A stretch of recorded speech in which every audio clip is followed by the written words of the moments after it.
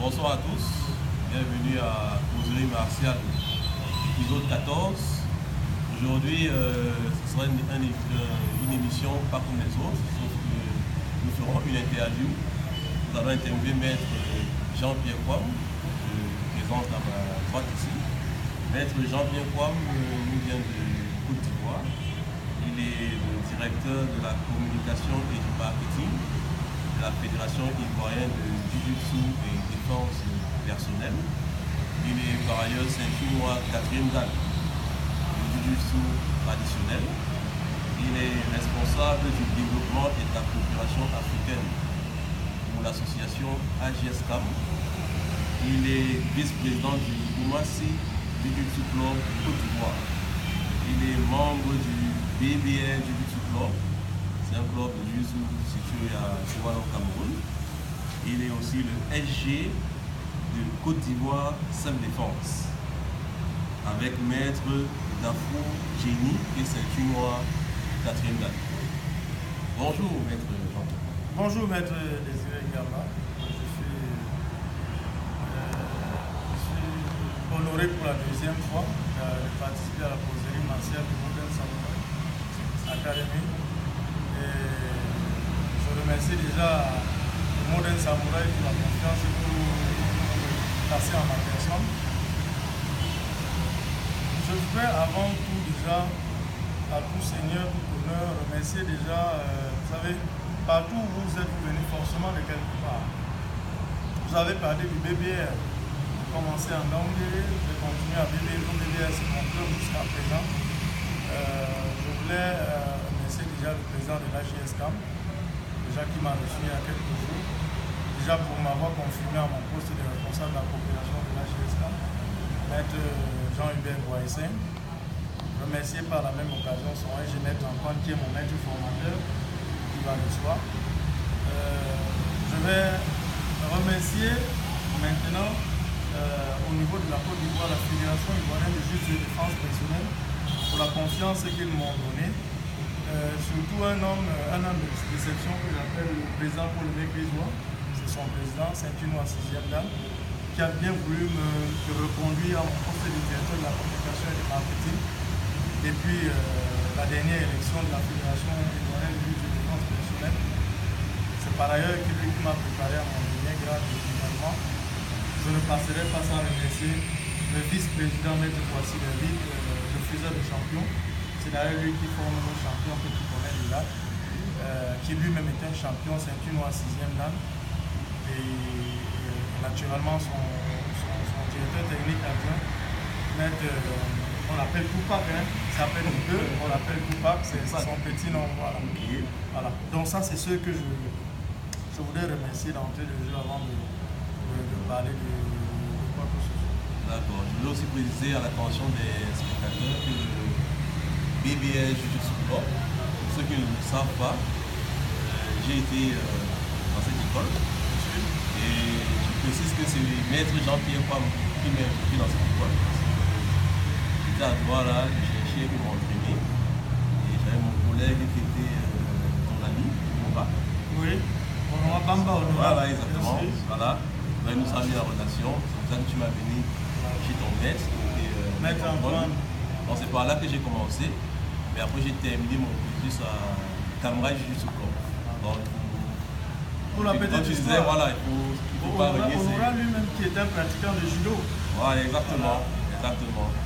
Voilà, non, c'est ça. Donc vous voyez que le Jiu-Jitsu c'est une grande famille. Et ce qui est bien dans le Jiu-Jitsu traditionnel, c'est l'ouverture. Donc il n'y a rien de standard. Une même technique peut s'effectuer de mille et une façons. On va pouvoir penser que parce que vous savez faire Omoshi d'une certaine façon, alors cette façon est la seule possible et imaginable. C'est pour ça que c'est bien parfois de faire des multiples stages, rencontrer aussi d'autres pratiquants et échanger. Donc, mais par contre, là où on essaie d'être un peu plus strict, au niveau de l'approche pédagogique et l'approche d'entraînement, parce qu'il faut que l'entraînement soit efficace. Comme on dit, tout chemin mène à Rome. Donc voilà. Mais il faut quand même prendre le bon chemin. C'est tout chemin vers Rome, il faut aussi aller nager sous la mer pour arriver à Rome. Il faut chercher la bonne route. Donc par rapport à ça, maître Jean-Pierre Kouam. Il y a une personne que j'ai oublié de remercier, maître Mouka Mesmer, qui est une deuxième dame, entraîneur régional de l'AGSCAM, qui m'a permis de revenir au BBR, donner partager un peu mon savoir. Déjà d'ici là, mardi, j'y serai encore dans la soirée. Voilà. Et il est en studio, il est quelque part dans le studio. Voilà, il est avec nous. Il a travaillé avec nous, on a eu une séance d'entraînement avant même notre causerie martiale. Exactement. Donc, maître Jean-Pierre Kouam, comme on disait, la méthode d'entraînement, elle doit être efficace. Bon, selon toi, quelle est la meilleure méthode d'entraînement possible en kickboxing? Bon, premièrement, je ne vais pas me diriger en porte-parole universelle du tout. Je vais seulement parler de ma petite parcelle de connaissances, de peu que je connais. Parce qu'il y a encore beaucoup à apprendre. Je crois que c'est pour ça que chaque jour qui passe, nous, on s'approche toujours de nos différents maîtres. Parce que, en vérité, un maître, ce n'est qu'un élève qui n'a pas arrêté d'apprendre. Donc, c'est ce que je suis aujourd'hui, un élève qui n'a pas arrêté d'apprendre. Il n'y a pas de méthode efficace. Je crois qu'avant de parler d'entraînement, il y a le carnet de santé de chaque individu. Pour moi, je pense que le carnet de santé de chaque individu permet de lui adapter une méthode d'entraînement qui lui sera favorable. Parce que vous n'allez pas prendre quelqu'un qui a une jambe, par exemple, lui appliquer le même principe d'entraînement que celui qui a ses deux jambes en forme. Vous n'allez pas prendre quelqu'un qui est maladif, qui n'a pas de souffle, pour lui appliquer la même chose. C'est pour ça que vous voyez que dans les compétitions, régulièrement, on fait un bilan de santé. Est-ce que vous êtes apte à pouvoir faire la pratique du sport de haut niveau? Donc cela m'amène directement à dire que l'entraînement dépend de ce qu'on veut faire, de ce qu'on veut en faire. C'est-à-dire que le compétiteur n'a pas le même entraînement que celui qui vient pour la mise en forme. Le compétiteur a un objectif, c'est-à-dire comme son nom l'indique, compétiteur, c'est un résultat qu'il cherche. Pourtant, celui qui vient pour la mise en forme, pour la self-défense, c'est pour se défendre. Et derrière, il y a juste une mise en forme. Il n'est pas là pour se surpasser. Il est là pour se défendre contre les attaques extérieures. Donc à partir de ce moment-là, vous voyez qu'il y a deux volets. Il y a l'entraînement compétition. Et je rappelle que l'entraînement compétition s'accompagne d'un régime alimentaire.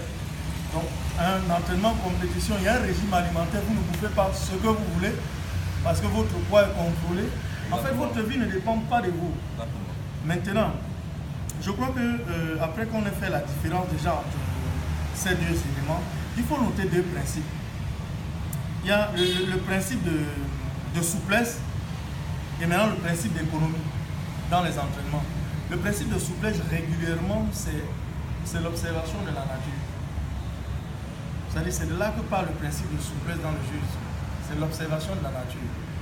Maintenant, quand je parlais du principe d'économie, il faut... c'est pas pour faire l'économie pour les économistes, ça n'a rien à voir avec l'argent. Le principe d'économie ici, c'est par rapport à l'énergie. On dit le minimum d'effort pour le maximum d'efficacité. C'est ça que nous on appelle principe d'économie, principe de souplesse. Voilà les deux principes sur lesquels l'entraînement efficace devrait se baser. En plus du carnet de santé, en plus de l'utilisation qu'on veut en faire.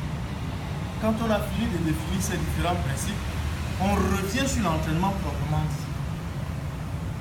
Quel que soit le type d'entraînement, quelle que soit l'utilisation que vous voulez faire du YouTube, quel que soit ce que vous apprêtez à faire, il faut déjà noter que l'entraînement va commencer par un échauffement. C'est-à-dire qu'il y a le principe de l'échauffement, il y a les échauffements articulaires. C'est déjà l'entrée, la mise, ça il faut préparer le corps à ce qu'il va subir.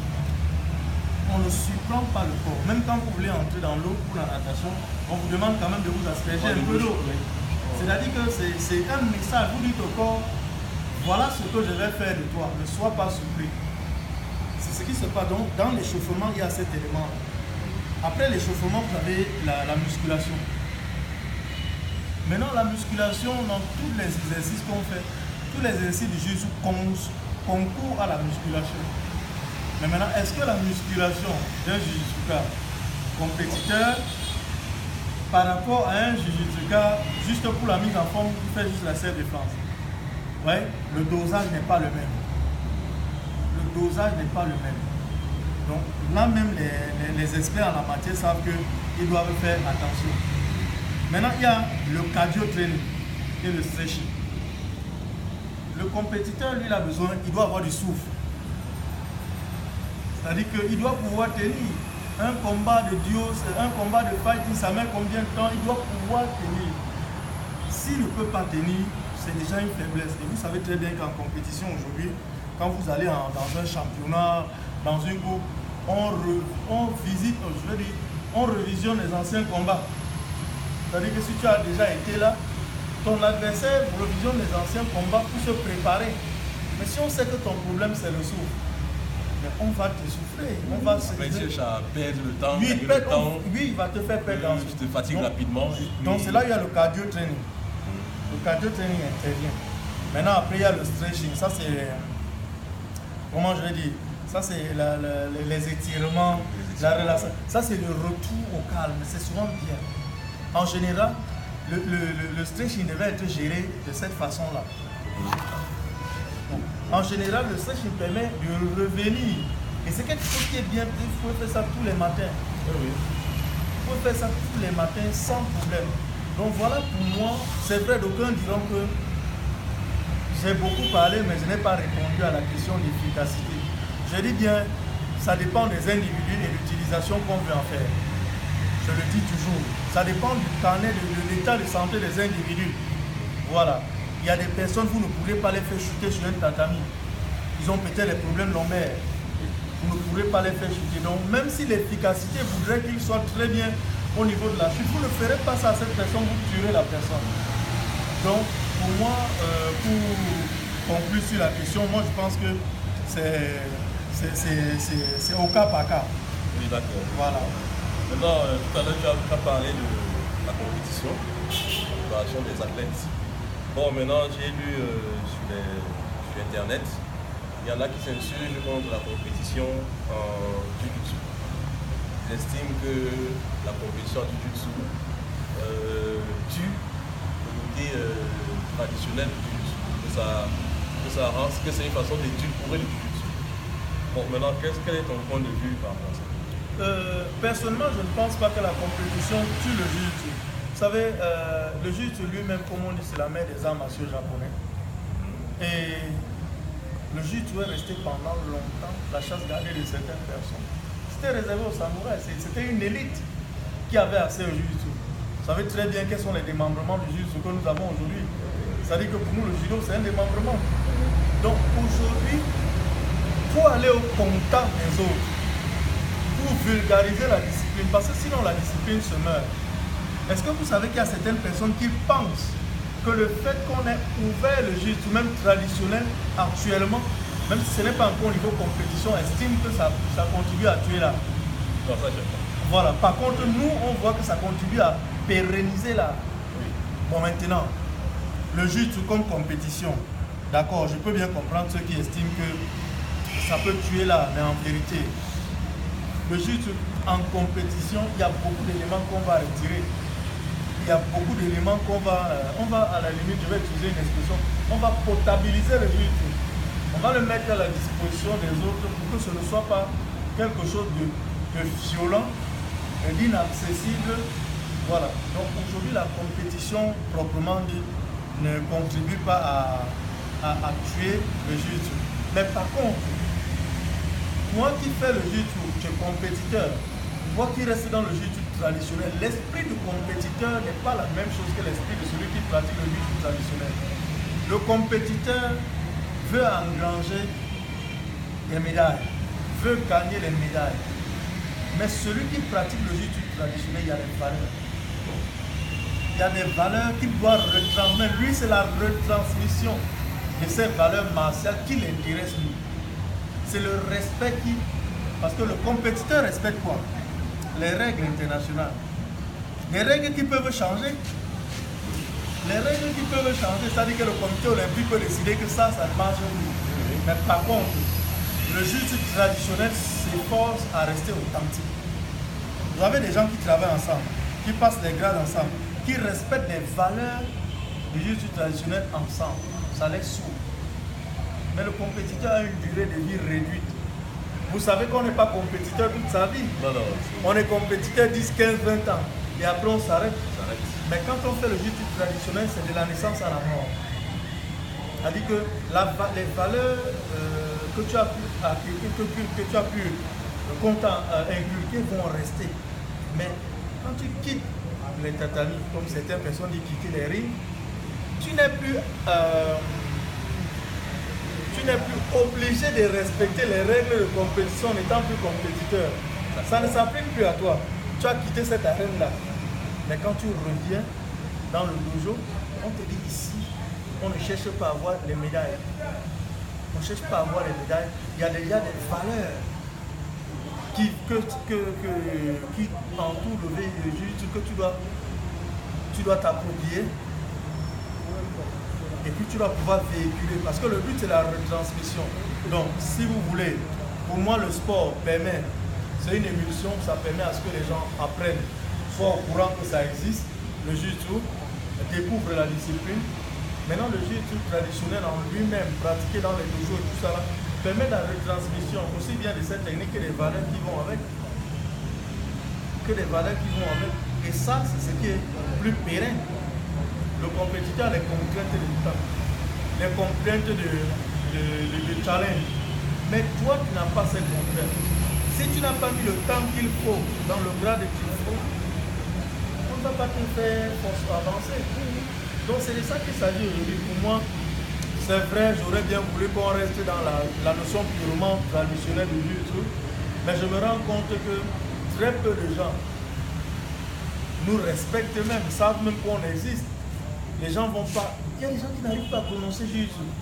Ça, c'est vrai. Jujutsu, Jukitsu, bon, bref, il y a tous ces mots-là. Tout. Quand tu dis, tu fais du jiu-jitsu, il dit quoi? C'est quel genre de karaté ça? Ça dit, c'est quel genre de judo ça? C'est quel genre de. Ça dit, pour lui, c'est même pas un art martial. Donc, rien que pour la vulgarisation de la discipline, je souhaiterais que le jiu-jitsu devienne olympique. Parce que c'est notre combat aujourd'hui. Le jiu-jitsu doit devenir olympique. Et comme ça, quand on dira à quelqu'un champion de jiu-jitsu, il ne dira pas c'est un genre de judo, non. C'est un genre de karaté, non. Ça dit, on nous assimile aux autres arts martiaux qui sont des dérivés, qui sortent du jiu-jitsu. C'est ça le problème. Parce que ce n'est pas nous qui sommes un genre de karaté, c'est le karaté qui est un genre de jiu-jitsu. Puisque venant de là, le judo ainsi de suite. Voilà. Donc voilà ce que je peux dire par rapport à la question. D'accord. Bon. Maintenant, comme on a parlé de compétition, forme compétition et forme traditionnelle, bon, maintenant, il peut arriver ceci. Quelqu'un qui a fait longtemps la compétition, et on sait très bien qu'en compétition, le but, c'est pas tellement d'avoir un bagage technique très étendu, mais d'avoir un certain nombre qu'on maîtrise à la perfection et qu'on peut passer à tout moment. Donc, quelqu'un qui a fait la compétition et qui a peut-être obtenu ses grades, c'est-à-dire cette possibilité d'avoir les grades en compétition. Maintenant, quand il arrête sa carrière de compétiteur et qu'il se retrouve en club, donc il enseigne ce qu'il a appris en compétition, mais qui peut-être peut représenter 50 ou 60% d'un cursus de formation de jiu-jitsu, disons, normal. Bon, à partir de ce moment-là, le passage de grade qu'il fait à ses élèves, bon, est-ce que c'est un passage de grade? Comment on peut qualifier ce passage de grade? Parce que là, ça peut prêter à confusion. Non, moi je pense que vous avez l'une des valeurs même des arts martiaux qui a l'amitié, qui est la valeur la plus difficile. L'une des valeurs, oui. Je pense que le compétiteur n'en demeure pas moins un jiu-jitsu.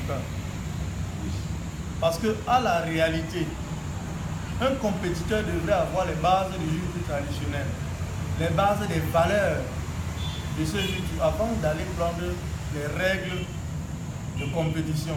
C'est-à-dire qu'il doit savoir que sur le tatami, ce n'est pas pour lui à conclure. C'est comme quand vous êtes en train de vous entraîner.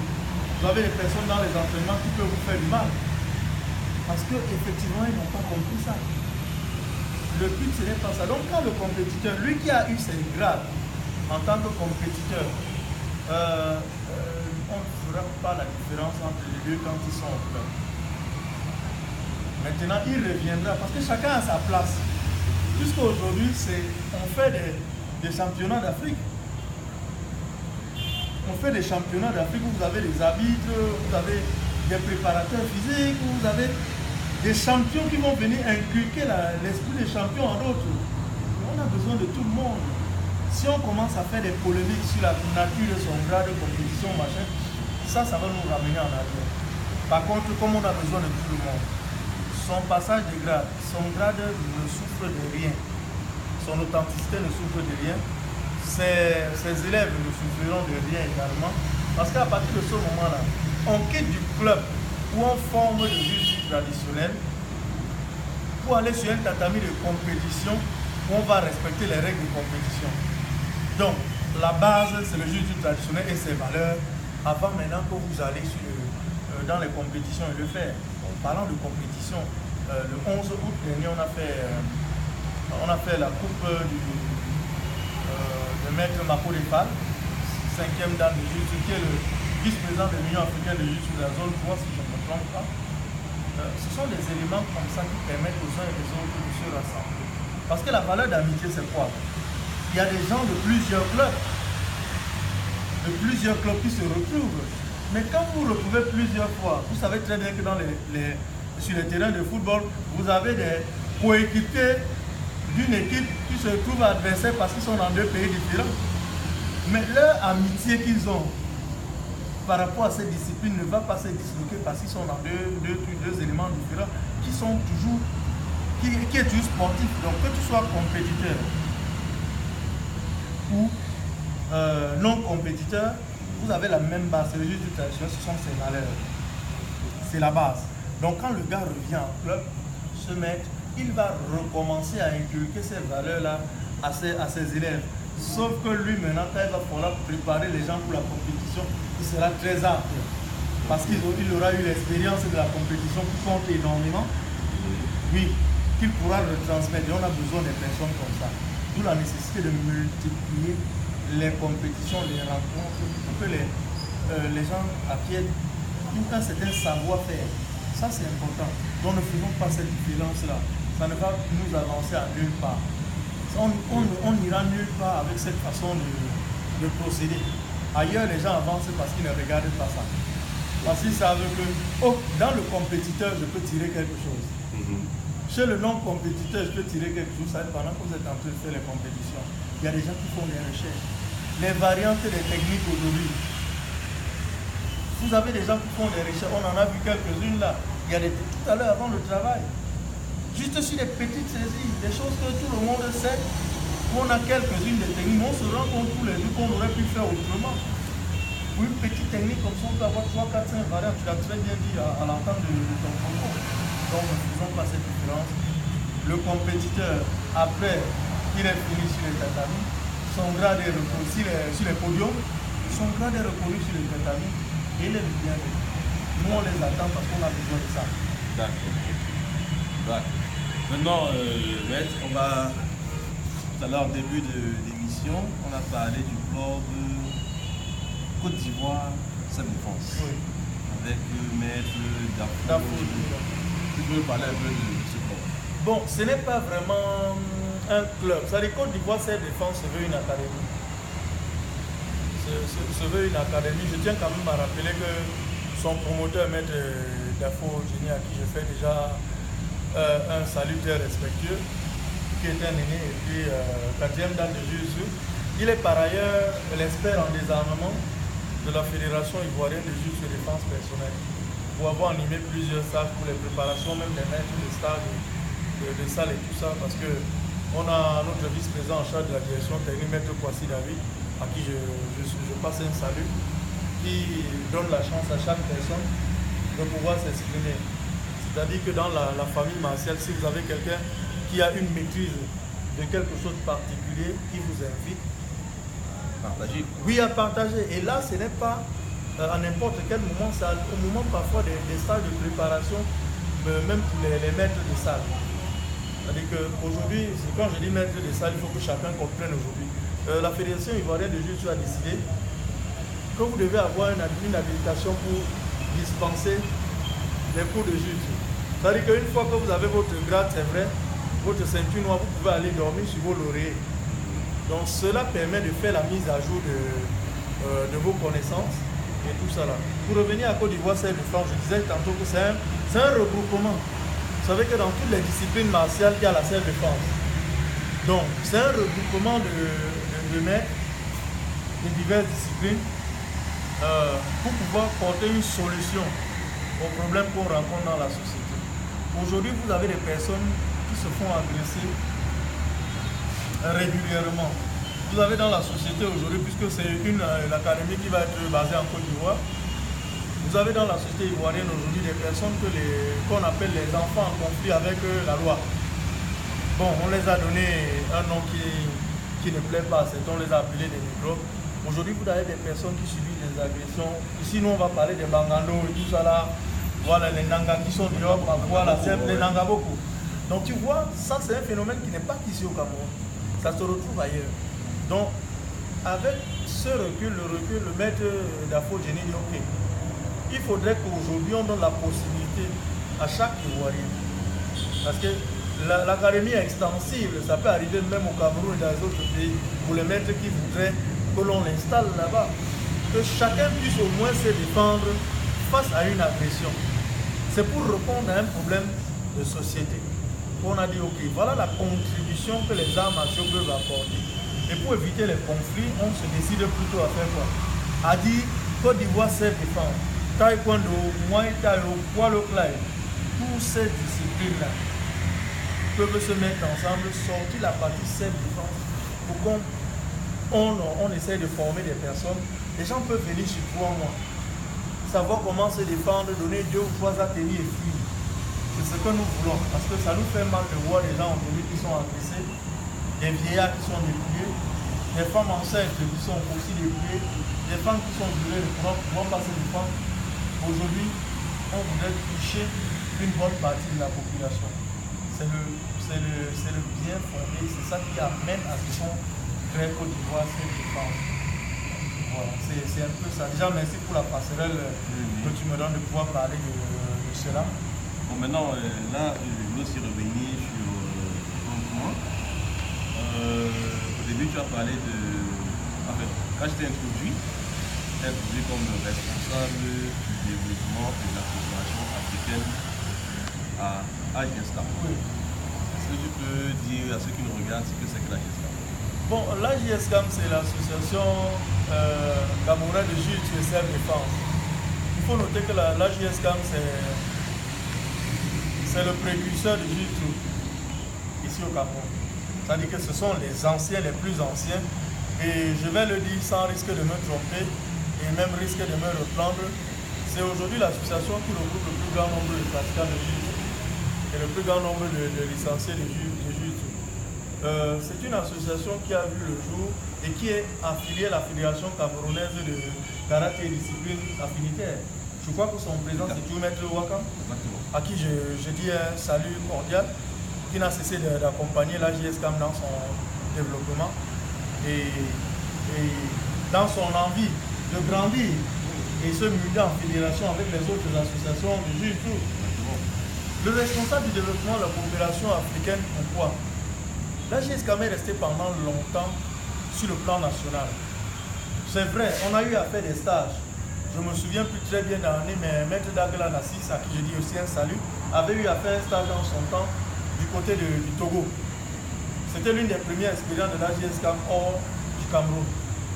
Et fort de cela, les responsables en son temps, je crois que c'est le président, c'était Maître Djoum, le président en son temps, à qui je passe un salut également, qui sont des personnes qui ont beaucoup travaillé pour cette discipline. Ils se sont dit pourquoi pas. Pourquoi rester? Parce qu'en envoyant Maître Nassi Dagla déjà au Togo, ça nous permettait déjà d'aller découvrir ce qui se passe ailleurs. C'était la première expérience. Avec l'arrivée de Maître Hubert Boaïsen, le président actuel de l'association de justice et défense du Cameroun, il s'est dit pour résoudre ce problème, on a créé 2 postes. Le responsable du développement et de la coopération africaine et le responsable du développement des coopérations européennes.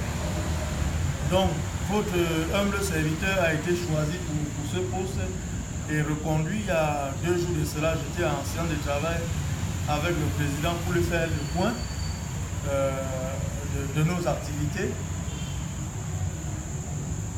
Et le président m'a rassuré de la satisfaction qu'il a du travail que je produis jusqu'ici.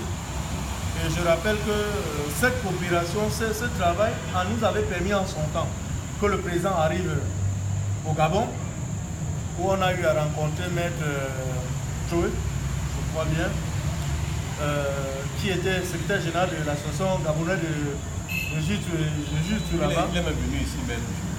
Voilà. Donc, on l'a rencontré, c'était toujours dans l'esprit de coopération. Mais nous avons véritablement concrétisé la coopération avec la Fédération ivoirienne de jiu-jitsu, je crois, le 30 janvier 2017.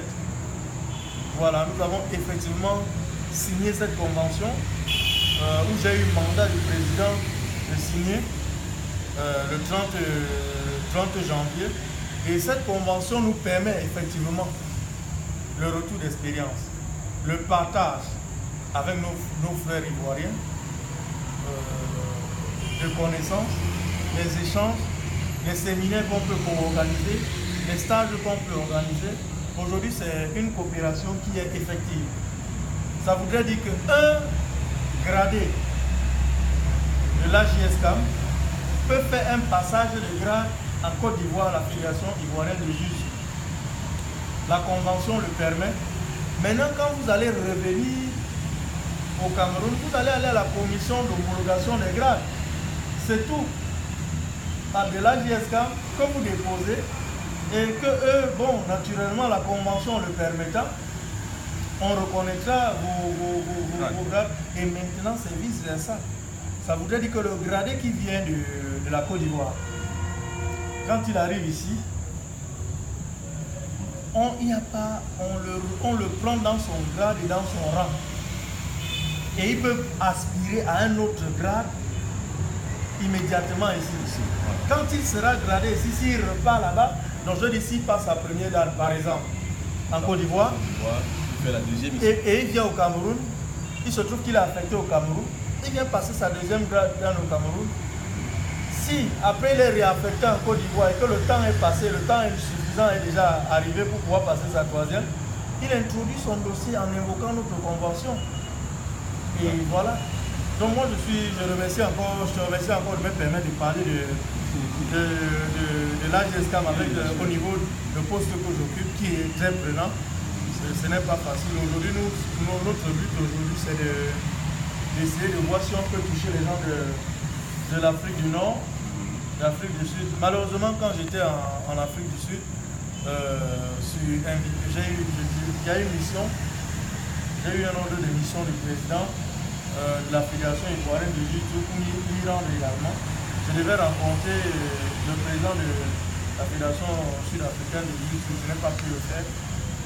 C'était aussi une occasion pour nous de nouer des relations, de tisser des relations et si possible préparer des stages futurs. De manière à ce qu'on va quitter de l'Afrique du Sud, passer par l'Afrique centrale, l'Afrique de l'Ouest et arriver à l'Afrique du Nord. C'est toute l'Afrique qu'on pourra toucher. Et on gagnera forcément avec cet échange-là. C'est ça que nous mettons aujourd'hui. D'accord. Okay. Bon, maintenant, tu as abordé un point là tout à l'heure. En Côte d'Ivoire, vous avez des champions là-bas.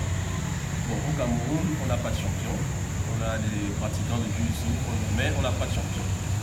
Bon, maintenant, comment... par contre, toi, tu es Camerounais, tu es en Côte d'Ivoire. Donc, je vais parler des relations avec la diaspora. Comment les pratiquants de la diaspora peuvent aider les pratiquants du Cameroun à évoluer dans la dynamique des champions, tout ça. Comment peut être structurée la relation entre les locaux et les diasporas pour une bonne émergence? Bon, déjà moi je voudrais d'abord préciser au Cameroun on a les champions nationaux. Oui, c'est-à-dire qu'on fait les championnats régionaux, tout ça là. Ça c'est au niveau national. Maintenant, c'est parce qu'on n'est pas, si on n'est pas allé par exemple dans la zone 3, la zone 4 de juste pour faire le championnat d'Afrique. Quand on va arriver, forcément on aura les champions d'Afrique. En Côte d'Ivoire, effectivement, on a les champions nationaux. Et maintenant, de ces champions, il y a ceux qui sont allés et ils ont gagné les championnats d'Afrique. Voilà, il y a même aujourd'hui le champion, la plupart des champions d'Afrique en titre sont en Côte d'Ivoire. Ils doivent faire défendre leur titre. Pour revenir à l'apport de la diaspora, déjà ce que nous faisons nous autres en Côte d'Ivoire, ça permet le rayonnement du jiu-jitsu en général et aussi le rayonnement du jiu-jitsu camerounais aussi. Pourquoi? Parce qu'on échange avec les autres. Voyez-vous, je ne pense pas que si on n'avait pas certaines valeurs, le président Paul Edekizwa aurait fait de moi le directeur de la communication par exemple. Je rappelle que c'est toujours lui qui fait de moi le vice-président de Koumassi Jiu-Jitsu Club puisqu'il en est le président. Ça, nous, le contact avec les autres, c'est ça que nous sommes en train déjà de faire. C'est déjà ça qui est la contribution. La convention qu'on signe, c'est une contribution. La convention qu'on signe avec la Côte d'Ivoire, c'est une contribution. Maintenant, au niveau national ici, chaque fois que je viens, il faut noter que c'est vrai, je m'arrête au littoral. Parce que peut-être l'entraîneur régional, maître Moké Mesmer, quand j'arrive, je vais faire des séances. Moi, ce sont les ministères en fait, de ce que je peux retransmettre. Quand on est arrivé ici, dans le temps du jeu, on a fait ce qu'on a pu faire. Je retransmets ce que je peux retransmettre. C'est une façon de faire. Donc, maître Nana, à qui je passe déjà un salut, a sollicité avec certains autres pratiquants de la JSK qu'en revenant la prochaine fois que je prépare quelque chose pour l'échange, ça peut se faire à Yaoundé au lieu de rester uniquement à Douala. Il faudrait noter que l'échange ici ne veut pas dire que c'est vous le sachant. Échange ici, c'est vraiment ce que ça veut dire. C'est une causerie. On s'assoit, on échange, on fait une technique, on discute dessus, on regarde les variantes. On s'auto-instruit. Voilà, parce que c'est là où parfois le niveau de certaines personnes, ça remonte et puis ça garde tout. C'est pour ça que je n'ai jamais émis moi-même personnellement l'idée de le faire comme ça. Maintenant que ça vient de l'entraîneur national qui fait cette proposition, je saisis ça. Et je saisis ça comme une mission. Donc je vais me préparer et venir la prochaine fois présenter 2 ou 3 petits trucs. N'oubliez pas que ceux-là, ce sont aussi également mes maîtres. Donc ils viendront voir si le jeune homme qu'ils ont formé à mériter qu'ils prennent du temps pour les former. Est-ce qu'il a aujourd'hui mûri? Est-ce qu'il a aujourd'hui grandi? Et peut-être encore, ils auront peut-être encore des choses à m'apprendre. Et beaucoup en me disent, ah mon petit, c'est bien mais tu peux mieux faire. Donc je dis toujours, je suis l'élève qui n'a pas arrêté d'apprendre. Donc notre contribution c'est ça. Ce que je fais, la dernière fois on était à Bafoussam l'année dernière, où on a eu une causerie martiale, où il y a eu un stage à la Légion de gendarmerie à Bafoussam. Voilà, on a échangé. Je suis allé à Wise Academy à Yaoundé, chez Maître William. Hein? On a encore échangé. Malheureusement, cette année, je n'ai pas eu beaucoup de chance parce que à Bafoussam, je n'ai pas pu les rencontrer. À Yaoundé, je n'ai pas pu. Mais heureusement, Douala m'a permis de refaire ma deuxième causerie martiale. Exactement. Et de faire notre échange. Donc, c'est ça le partage. Maintenant, est-ce que tous ceux qui sont à la diaspora pensent revenir et partager comme ça? Parce que le problème aussi, c'est quoi? Certaines personnes, parce qu'ils sont à la diaspora, se disent qu'ils sont les sachants. Et ils se disent qu'ils ne peuvent plus rien apprendre. On ne peut plus rien leur dire. Voilà. Et c'est ça l'erreur. Et c'est vrai qu'il y en a aussi. Parfois aussi un ego surdimensionné. Ça aussi, parfois, je l'ai remarqué. Il y en a, parce que j'ai essayé d'approcher quelques-uns et à la manière dont ils m'ont répondu, on dit que ceux-là, vraiment, ils ont un niveau. Enfin, ils se voient vraiment en haut de la fiche, quoi. C'est justement ce qui surprend les gens, parce que moi, j'ai une autre démarche. Quand j'arrive au Cameroun, si je peux assister à un stage, à Bafoussam, je le fais. À Douala, je le fais. À Douala, à Yaoundé, je le fais. Même si c'est un Yaoundé, pourquoi il faut échanger? Aujourd'hui, à l'âge que nous avons, sérieusement, on est plus dans la retransmission, dans la pérennisation de notre art que des compétitions ou des challenges. Non, on n'est plus à ce niveau. C'est-à-dire qu'on a des personnes qui doivent pouvoir nous regarder en exemple et de dire, lui, voilà ce qu'il m'a appris. Lui, voilà ce qu'il m'a apporté.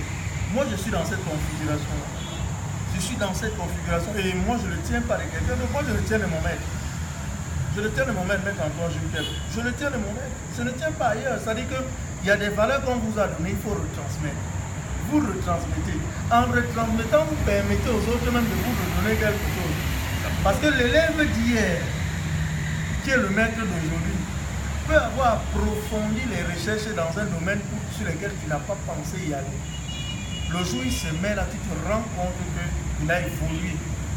Et l'humilité voudrait que tu apprennes ce pan qu'il a développé pour t'enrichir. Exactement. Mais ça n'enlèvera rien au fait que tu es son maître. La preuve, parce que tu es son maître, tu dois te comporter comme un élève qui n'a pas arrêté d'apprendre. Tu sais, c'est ce que tu lui dis. Il faut pouvoir l'appliquer. Voilà. Je ne suis pas dans les querelles, tout ça là. Aujourd'hui, je suis dans la retransmission. La discipline avant tout. Voilà. Donc c'est pour ça qu'aujourd'hui, je ne peux pas parler au nom de tout le monde. J'aurais souhaité qu'un jour on se retrouve.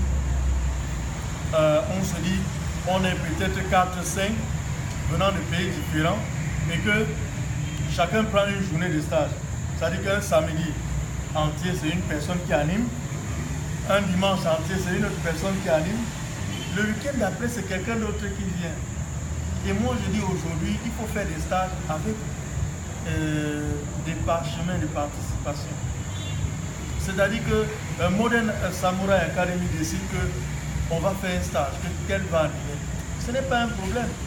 C'est un parchemin de participation qui montrera la contribution du formateur à Modern Samurai, qui montrera aussi la contribution qu'on a donnée aux élèves de Modern Samurai. C'est ça qui reste, parce que les paroles s'envolent, mais les écrits restent. Les supports vidéo comme ce qu'on est en train de faire, ça reste. Et aujourd'hui, il faut que les gens apprennent à faire leur CV martial. Et le CV martial, les différents stages, ça compte. Donc, c'est ça qui va enrichir ton CV martial. C'est-à-dire que le CV martial ne se constitue pas uniquement des diplômes de grade. Il y a les stages. À Abidjan, on a fait l'année dernière la première édition de Juste Forever. Juste Forever, c'est-à-dire qu'en plein air, dans un quartier où on s'installe et on fait le jiu-jitsu. On montre les différents aspects du jiu-jitsu. Les enfants sont là. Vous interviewez les enfants, vous écoutez ce qu'ils disent, ça les plaît. Et c'est comme ça qu'on doit faire. C'est pour ça que je disais que la partie sportive des arts martiaux, ça ne tue pas là. Ce n'est pas un danger. Au contraire, nous, c'est parce qu'il y a cette partie sportive qu'on se lève pour aller présenter ça aux autres. Vous les dites, voilà ce qu'on sait faire, voilà ce qu'on peut faire. Ne vous arrêtez pas en disant, il y a des gens qui restent et disent que c'est de l'affaire mystique. Oui. D'autres disent ça et d'autres vont vous dire, c'est trop violent. Mais un gars qui chute sur un tatami, il a appris à chuter. Il est initié à la chute. C'est toi qui es loin qui te dis, ah, mais celui-là, on vient de péter une de ses côtes. Non, on lui a appris ça. Un ingénieur a été formé pour, initié pour. C'est pareil que celui qui chute. Donc voilà un peu ce que je peux dire par rapport à cela. Notre apport, ce que je fais là, c'est mon apport. Non, c'est vrai que l'échange, c'est important, comme tu as dit. Et c'est vrai qu'il faudrait que... Parce qu'il y a certains pratiquants qui ont un niveau sous-dimensionné. Parfois, ça ferme aussi l'échange. Quand les goûts, il faut s'ouvrir. Il faut aussi éviter à se remettre en question parfois pour avoir plus. Donc, je pense que c'est ça. Donc, je crois que là, maître, on a fait le tour de la question, de l'interview d'aujourd'hui. Ah oui, voilà, j'avais bien les détails. Le passage de grade, à ton avis, aujourd'hui, en Tunisie, qu'est-ce que tu proposerais comme situation d'un passage de grade? Non, moi je crois que le passage de grade dans toutes les disciplines sont codifiés. il y a le principe d'attribution des grades et maintenant la durée de présentation des grades. Il faut noter qu'il y a ce qu'on appelle le Shingitai, c'est-à-dire l'esprit, la technique et l'efficacité. Shingitai, esprit, technique, efficacité. Dans le passage des grades, on devait voir l'esprit que tu dégages. C'est-à-dire que dans l'attaque, dans la défense, tu ne défends pas pour mourir à quelqu'un. C'est-à-dire que nous, aujourd'hui, ce sont des valeurs qu'on t'a apprises. Nous, on se défend, on n'attaque pas. C'est pour ça qu'ici, on parle de la JSCAM et self-défense. En Côte d'Ivoire, on parle de la Fédération de Jiu-Jitsu et défense personnelle. Je me défends. Il n'y a pas attaque là-dedans. C'est quelqu'un qui nous agresse. On se défend. Maintenant, dans le passage des grades, il y a ces éléments qu'on doit voir. L'attribution des grades, il y a le principe, c'est défini, c'est connu. Il y a la durée dedans. Mais dans l'évaluation, dans l'examen, au moment d'examiner, on doit regarder ces éléments-là. C'est quoi parler du type Shingitai, esprit, technique, efficacité. Voilà. Maintenant, vous allez regarder que dans un passage de grade, il faut garder son sang-froid. Il faut parer aux différentes agressions. Ça, c'est le passage de grade. Il faut maîtriser son adversaire avec des points précis. S'il m'était donné d'apporter une autre contribution là-dessus, je dirais que dans le passage de grade, la rigueur est un élément fondamental. La durée dans le passage aussi est fondamentale. Mais il faut noter que le passage des grades, comme on a parlé des compétiteurs tantôt, mais notez aussi que la contribution dans l'évolution de l'art est très importante. C'est-à-dire que ce sont des notes. Quand la commission d'attribution de grade siège, ce sont des notes. Parce que quelqu'un, tantôt j'ai dit, en Côte d'Ivoire, on fait la formation des maîtres de salle. C'est-à-dire qu'en plus de ton grade de ceinture noire, peut-être première date, il faut que tu sois habilité à dispenser les cours.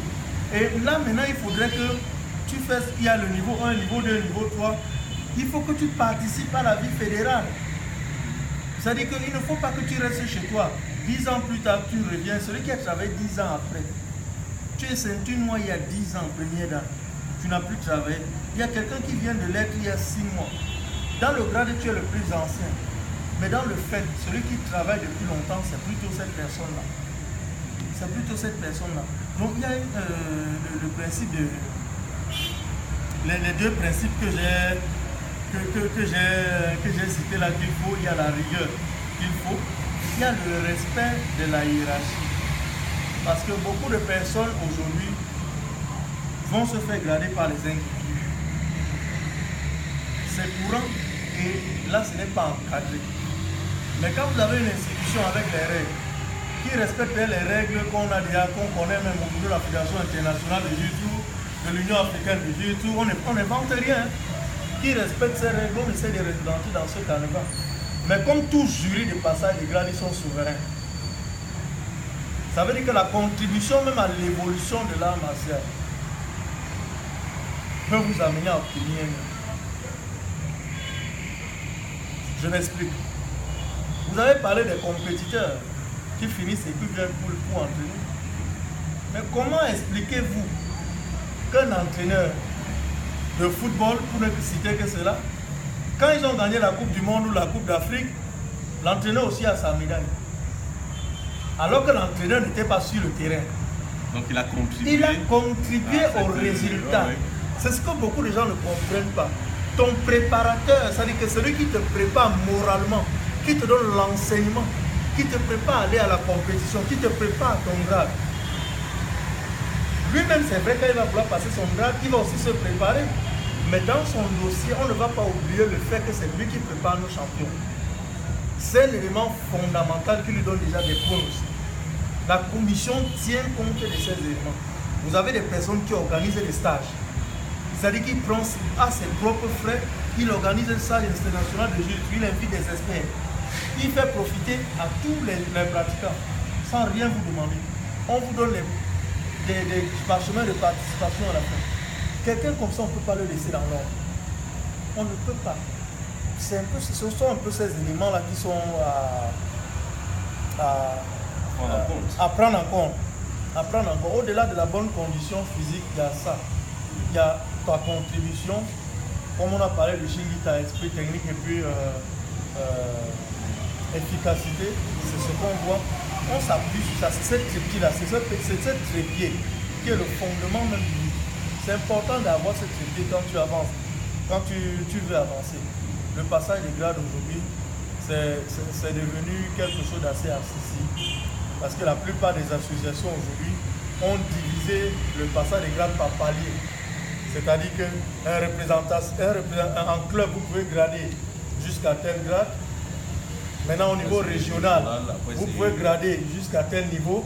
Bon, moi, pour le souvenir que j'ai de ce qu'on faisait ici, c'est un club, tu peux grader jusqu'à la verte. Au niveau régional, on grade jusqu'à la marron. Tu vois un peu. Maintenant, au niveau national, c'est la noire. Donc, c'est réglé de manière à ce que, au niveau du club, toi, maître, tu peux préparer tes élèves à tous les grades jusqu'à la ceinture noire. Mais tu peux les grader jusqu'à la ceinture verte.